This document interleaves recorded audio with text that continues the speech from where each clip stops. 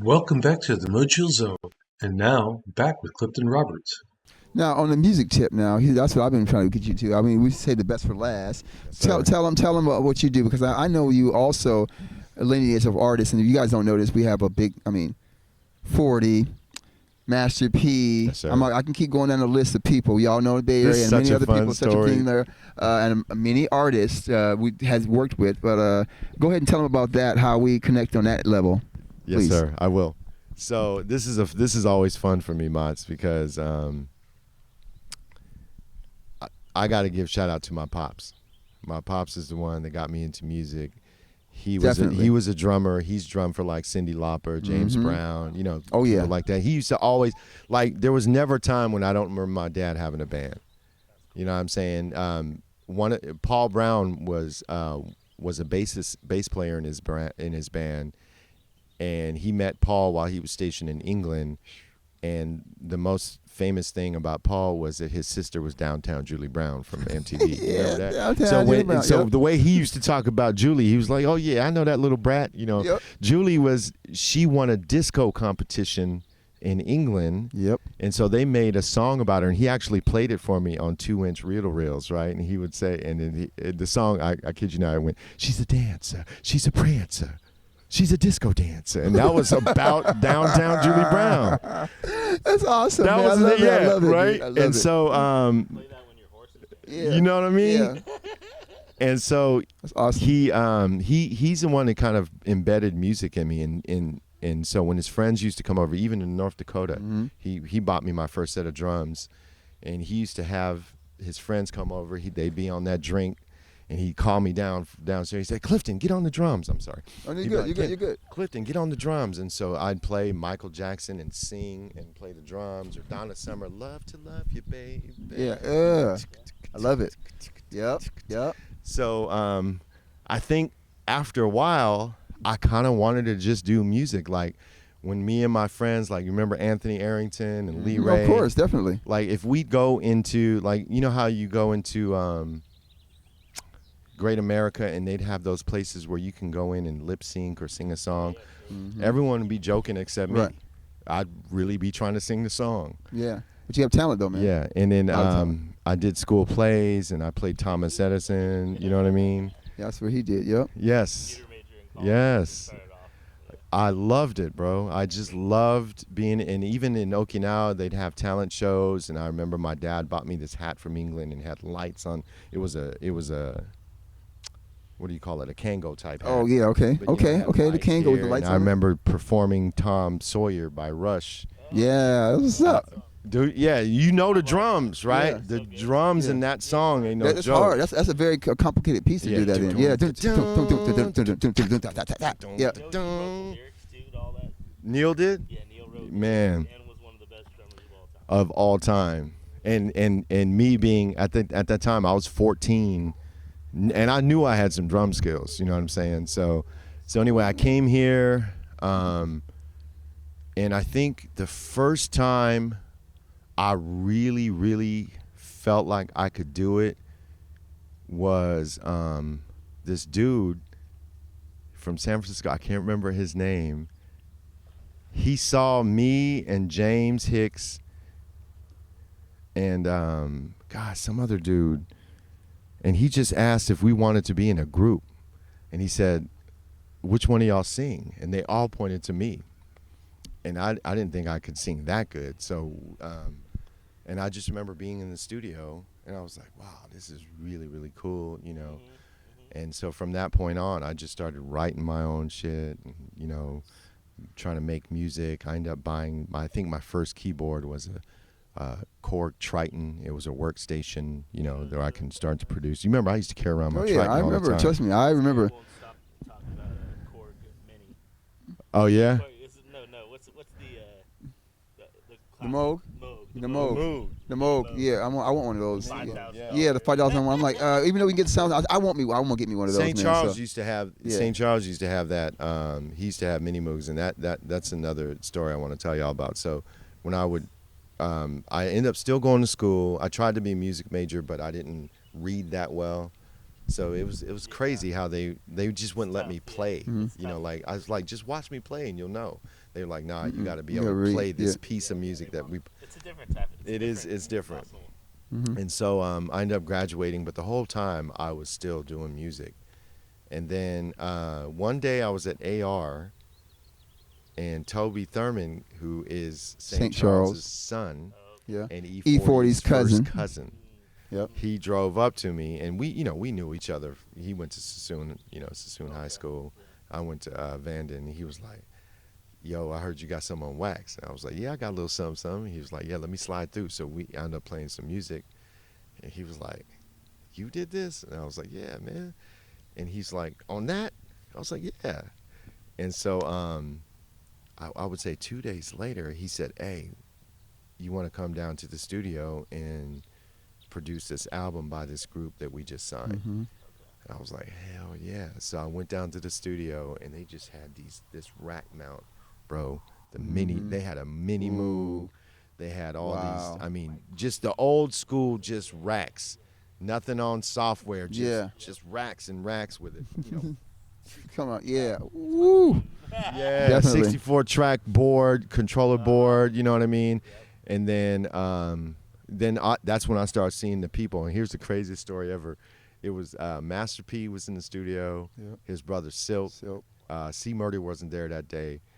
Tobe was there, St. Charles, this dude named Damon. And it's crazy because right next to Solar Music Group was the name of the record label. Mm-hmm. And so P sitting right here, Toby's in the booth. And then P said to me, he goes like, yeah, Tobe want that same girl that's on my album cover. He was like, man, I ain't talking to that girl, man. He got to go game her up, type thing. Like, you don't put that on me. And then it was crazy. I was like, yeah, man, you got to listen to some of my beats, da-da-da. Right at that time, now mind you, there's a church next to the studio. Yeah. An actual church that St. Charles owned the church as well in Fairfield. Kim is Toby's sister. She comes running in and said, Dad, someone's breaking into Cliff's car. And I had this Toyota Celica with inky rims and all that, right? I kid you not. P just pulls out a strap. St. Charles pulls out a strap. Yep. And I'm like, what the hell? And they run out, and P's chasing the dude. The dude jumps out of my car, hops the fence, and P's shooting at him. Oh shit! And This so, before his ministerial days. yes, this, he's shooting at him. He was a gangster. Yeah. For real, definitely. for real. Definitely. He's about And that. now, mind you, I think he was missing on purpose, but and it was hella funny because right at that time we see this car backing up out of the church, and and it was his getaway driver, so we blocked him, and we blocked him, dog. So you know what I mean, and we made him wait there till the police got there. But yeah, Oh, that's hilarious. but I learned, I actually just sent a video to Tobe to celebrate St. Charles' 35th anniversary in the game. Right. And then so I just congratulated him. I thanked him for everything he taught me. He's the one that taught me to mix, because mixing is a whole different beast. You know what I mean? He gave me a good opportunity. Well, he gave me some of the best advice, because remember you were in the studio, I was like trying to get me to sound this person. He pulled me aside and said, hey, look, you sound like you. You do, I want you like you. And that's when the Mott style, where you want to call it, came about. Mhm. So, you know what I mean? So I appreciate him for that. Yes, sir. You know what I mean? I really do. You had both gotten the game from Uncle St. We got the game for St. Charles. Yeah, I guess got we my did. game from my Uncle St. Charles. Yes, I guess so. sir. Yes, sir. Yeah, Yes, sir. definitely. Shout out to St. Charles and Shout Tobe out too, to- by the way. Yeah, shout out to St. You're P. Let me hear you say. Let me hear you Yeah, say yeah. Great guys. His son at the time was like little. Mm-hmm. You know what I'm saying? Rome used to come to the studio, and he was just little, and to see, he's pretty successful. I hate what's going on between him and his pop right now, but he used to come through, and a lot of other folks like 40, Bila, Yep, all of them. who's the other one? God, why can't I think of his name now? All those guys. 40's other brother. Forte. 40's rapping- other brother. Yeah, D-Shot. D-Shot. D-Shot. Yeah, rapping Forte. All those guys. Oh, come through. man.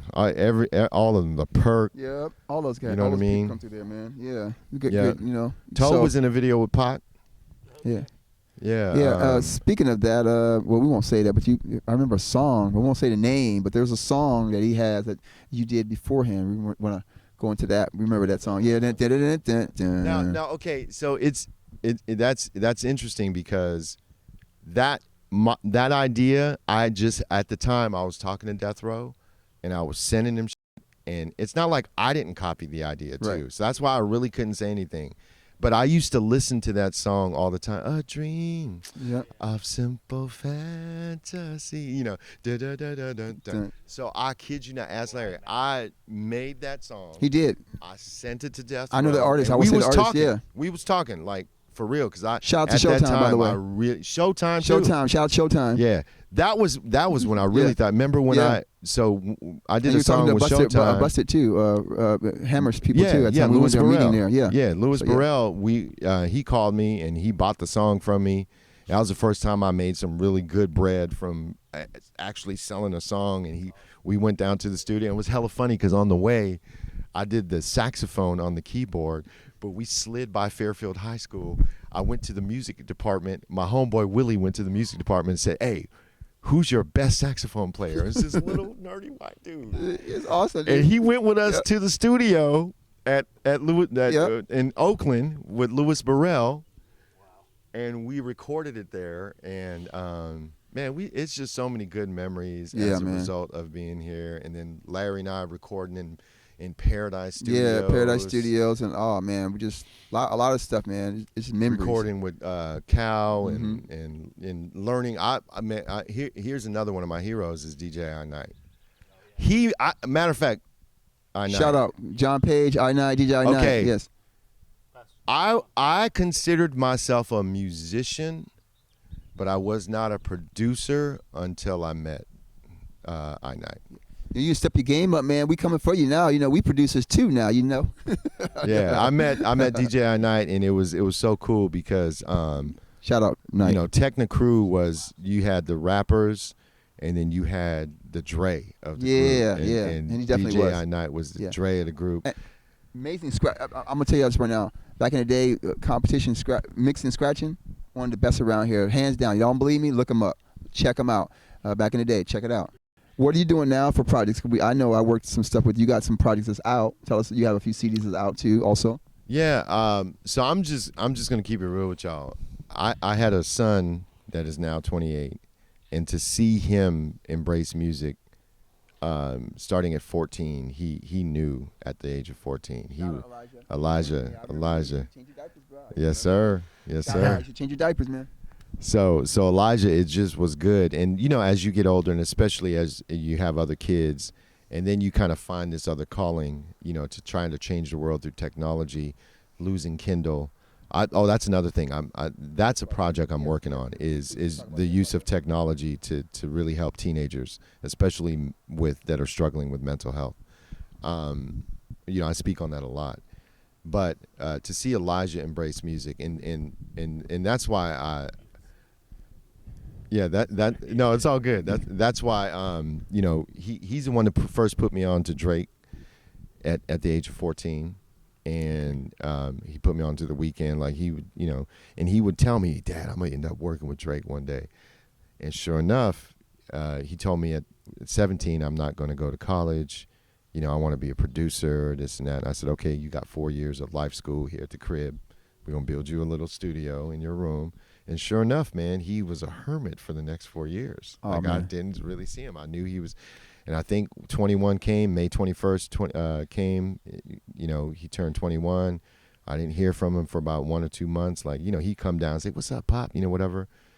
And then he said, I came home one day, man, I think it was July of that same year, and he said, "Hey, Pop, I need to talk to you." And he brought me to his room. He had his backpack, and he said, "I'm moving out." Oh, wow. Moving down to L.A., and I guess he had sent all his music out, and Rich the Kid picked him up. Plug Walk. Yeah. Rich the Kid, right? Yeah. So Rich just bought a mansion in Calabasas, and he hired a crew, a video dude, a mixer from New York named Nico, Elijah the producer, and so he moved this crew in to the house. So that was Elijah's first time out. long story short, he ends up doing some sort of Instagram campaign. He gets the attention of 40 and another dude named Mark in Drake's camp. And it was intentional. It was very clever and intentional. He didn't go directly at Drake. He went around his circle. And then he would post stories on Instagram. And, you know, stories are the ones where you can tell who watches the stories. And he would tag the people in Drake's circle, and he would check back to see if they actually viewed it. So that's cool, man. That's the way to do it. We need to start tagging stuff. That's what we haven't done on social media. Yes, sir. And it ended up working. We try to do that ourselves now. Yeah, it ended up working. So you know, it's been cool seeing that, and so occasionally I'll dabble back in music. This is a funny one. I was at Intel and they asked me to. They did a parody of what's that one with Bruno Mars? Uptown Funk. Uptown Funk. And which is a remake too. They took that, by the way, too. Yeah. So we did one called 60 million or something, you know. Okay. And I played Bruno Mars, and we shot a video at the hair salon in Folsom. Oh, that's awesome. Yeah, we actually and they wrote these lyrics, but they said, "Can you redo these lyrics, but use and re-sing it?" And then so that's one that I did. That was pretty fun. But recently, I'm working with this motivational speaker in Sacramento named Kevin Bracey, and I did an album for him. But it was really easy. I didn't have to spend too much time on the tracks doing music. You know, he just wanted some drums, and that was my first instrument. So, and how many instruments do you actually play? Okay, so drums was my first instrument. Then my dad wanted me to learn how to play the bass guitar. So in North Dakota, I took cello lessons. Cello, there's a bass. Yes, there you go. Yes. It's the same principles, right? The same string, and the fingering and all that stuff is the same. And then I started playing keyboards, and I dabbled in guitar. So just basically those. Okay. But keyboards and drums, keyboards. Got you. Okay, and so now, what are you currently working on, and what's your ultimate goal? Where do you want to be in the next 5 or 10 years? What's Clifton Roberts' actual goal he wants to do in life? What's your focus for the future? So my goal is for all of my children to be healthy, happy, and successful. And by successful, I mean self-sustaining, happy in what they're doing. I felt like I've already accomplished it with Elijah. To actually have a child and see them grow up, and you can tell this is a pop talking, huh? To see them, that's what all my goals are about, man. And to see Elijah flourish in the area of music, and he's on payroll with OVO. That's great. He was working at Tesla as a sound designer at Tesla. Mm-hmm. Yeah. He was studio manager down in LA. He does, songs with these people, and then he actually raps and sings. To me, he's a better singer than he is a rapper. Really? I'm shocked, Mats. Wow. Shocked. That's great. But Eden is now 19.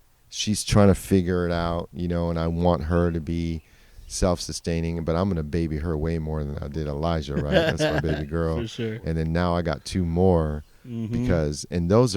Those 2 boys are heaven sent because we lost Kendall. Right. You know what I mean? So that's one goal.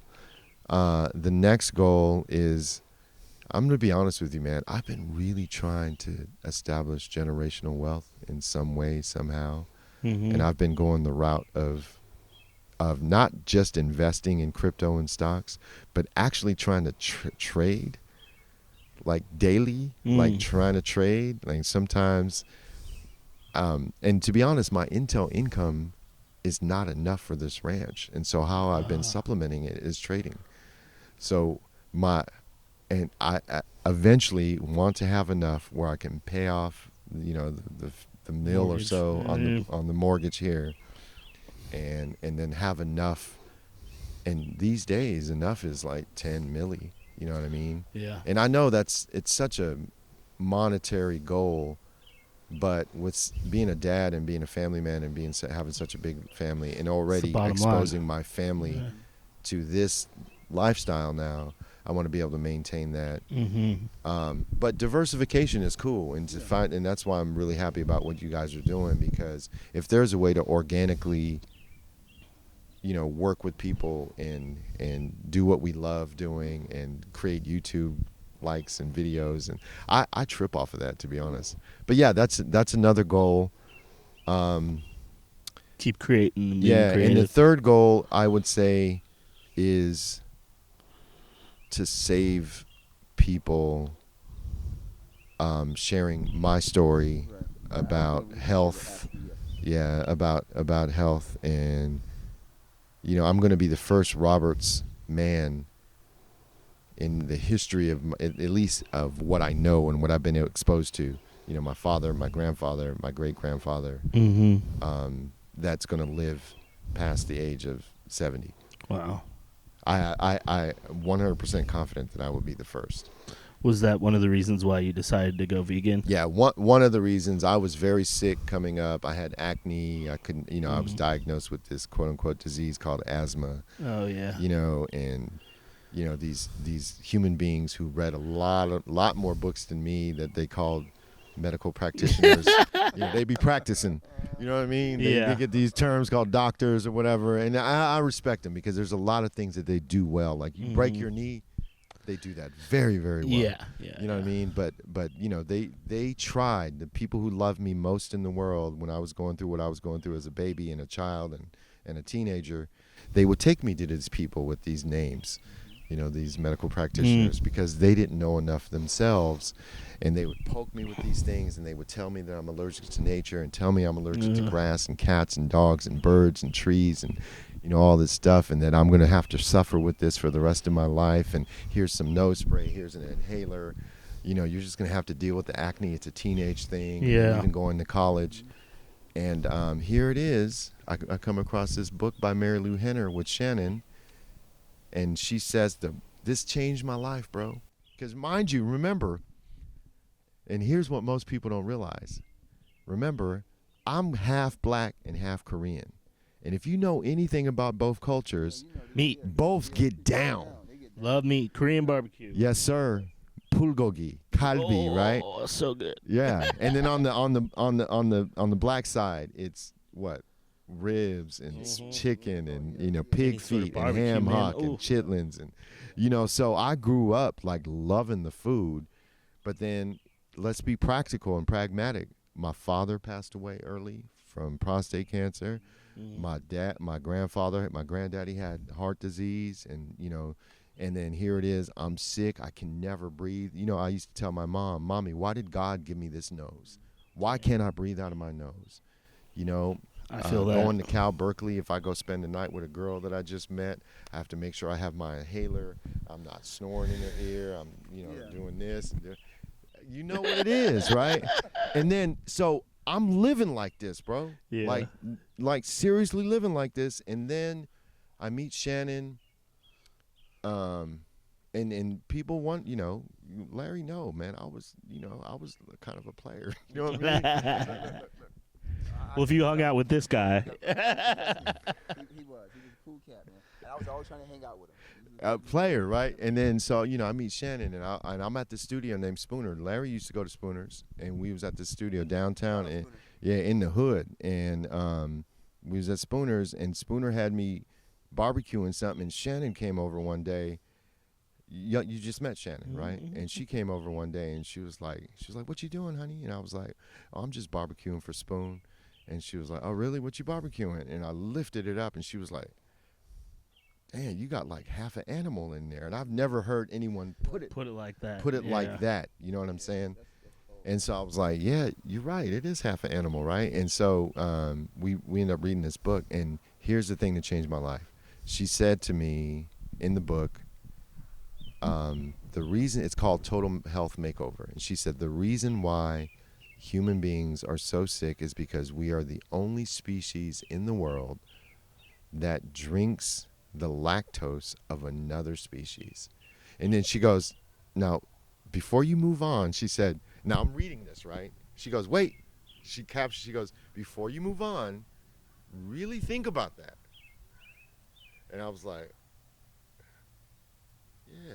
Like, she's like, matter of fact, if you were to just start drinking the milk of your mama's titty, people would look at that weird. Mm-hmm. But it's your own species and it's your mama. Right. For whatever reason, we've been convinced that we're going to milk that beast over there And drink it, yeah. and drink it. And really, by genetic design, the design of that white substance that comes out of those teats are designed to turn its 40-pound baby that has 4 compartments in its stomach to our one stomach into a 2,000-pound beast in less than 2 years. What the hell do you think is going to happen to you human beings that ingest literally the most magical and powerful substance on the planet? Of course your body's going to react to it. Of course you're going to get sick. And so I'm reading this, and I promise you, I kid you not, I was 30 years old, Mach. You remember? Yeah, I do. I remember, exactly. And I'm like, damn. I'm like, baby, we should try this. Let me just try it. And I kid you not, 2 weeks later, first time in my life, threw away my inhaler, all my acne disappeared. I didn't have to use the Afrin. I used to carry around Afrin, you know. I was starting to, you know, I never had to worry about what I ate. You know what I'm saying? Like, I could just eat as much as I wanted. And so it was life-changing. And then I would say about 2 weeks later, this is going to sound a little esoteric or whatever, but it's almost like a light, like a little tiny lightning bolt started constantly hitting me all the time. Kid you not. And here's the funny thing. After I went vegan, and now imagine, now your body is experiencing this new thing, and this is going to sound, now I'm taking you guys somewhere else with this, all right? Your body is starting to experience this new feeling because now you are not consuming death and turmoil. You have a lot more energy.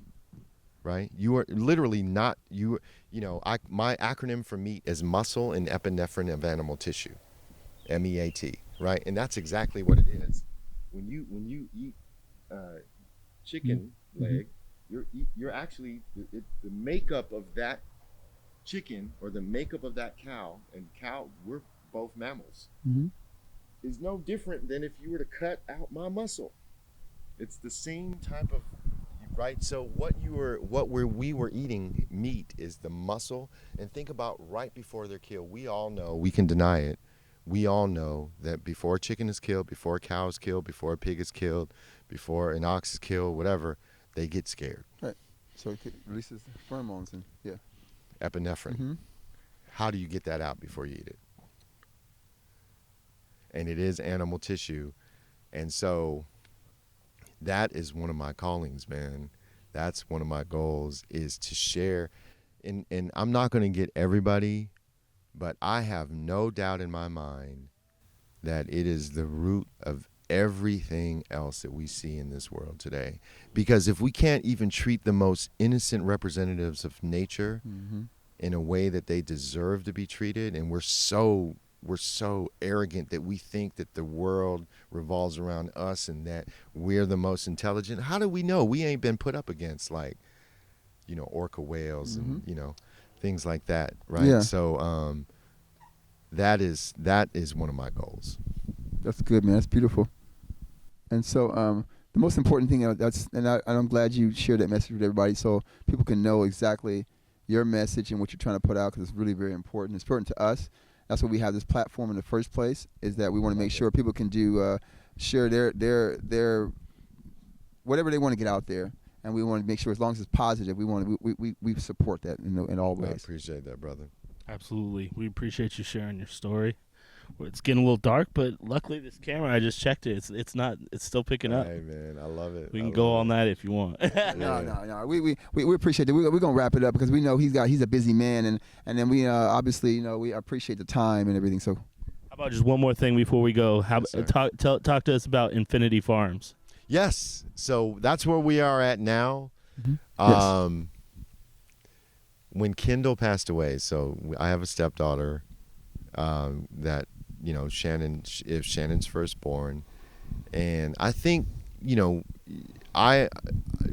Mats and I know, we are from homes that are challenged, you know what I mean? Mm-hmm. But it was a different time, and times are way different now. And Mhm. Kendall had, I think, a hard time adjusting Oh, to go man. back between both parents. And Oh, I get it. so by the time she became a teenager, she was having a difficult time, man. And so she ended up taking her life. Oh, I'm right? sorry. And it's one of the things, one of my goals that you talked about, and one of the things I want to bring awareness to. I actually met Governor Newsom, and I Okay. represented Yeah. Intel in that meeting. And how I got his attention was I waited all these people. It was an intimate dinner, intimate lunch with 12 business leaders. I'm in the room. My consultant was sitting there. He kept saying, "Clifton, you only got 5 minutes. What are you going to say?" I was like, I got this. And finally, he mentioned, he gave me the door. He was like, I care about teenage mental health, and I care about homelessness. And I said, funny you should say that, Governor Newsom. Matter of fact, my daughter, da-da-da-da, and I talked about it, and I talked about this. And I knew Shannon would have a very difficult time after that, man. Being a mother, losing your firstborn. You don't And I recover knew fully she had a from love for horses, and she kept talking to me about it. And finally, I used to live in Elk Grove off of Willow Pond, and finally I just said, let's try it. that. And I didn't think I'd be able to qualify, but we found a go-getter broker down in L.A., and he made it happen. I put down my life savings, sold the house, put all the equity from the house into this place, and we're here, and it's a nice, 7.5, 8 acre ranch. Yeah. Horses are the main thing, and love it, man. I love the boys grow up here. It's a great place to grow up. Yes, sir. Can you imagine wanting anything else? You got all the animals you could think of. You got a pool. Got a place to run around. Yes, sir. Yeah. Great atmosphere. It is. I wish you guys can see it, and I'm so enjoying myself, man, and it's so good to see you again. It's been great. It's been great, and normally we start have you do something, maybe like put you on the spot, just something, a song, like since you kind of talented. Okay. Off the keel with nobody, so we don't practice it. Yeah. We come off the keel, so since we're all here together. He don't have his guitar here, but we're all musicians and songwriters, so we're gonna come up with something right now, off the top of the head. Okay. So I ain't mad at you. Pick the subject, pick the song, genre, and we're just gonna come up with something right now. Tranquility. Tranquility, I like that. Tranquility. That's the word. Okay.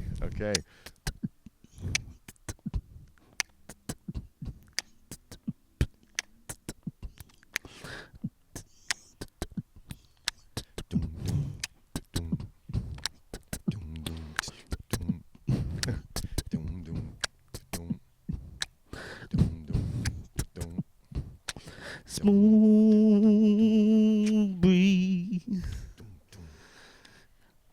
Spring trees. Summer breeze. Okay. Tranquility. Okay. Tranquility. You had to pick a hard word, huh? You had to pick a word. It's hard to come hook with tranquility. You know what I'm saying? Tranquility. Leave it to my boy Chili. Okay. Inner peace. Got you.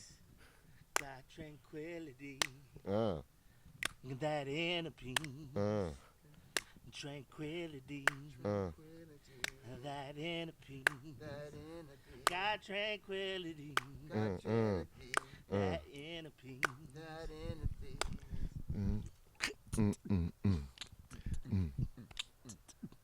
Go ahead, Cliff.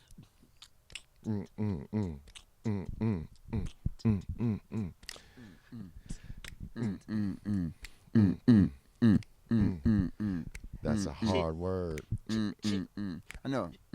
I'm gonna come with something. Just peace. Anything with peace and relax. Tranquility. Tranquility. Tranquility. It's so unique. Tranquility. That's all I need. Tranquility. It's so unique. It's so unique. Tranquility. That's all I need. Tranquility. Peace between you and me. Tranquility.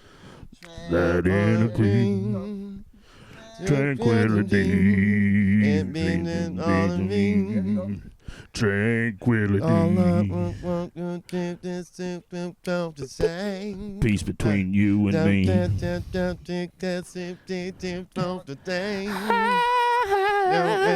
I've seen it all in the time. Peace. Since it won't think if it's on my mind. Tranquility.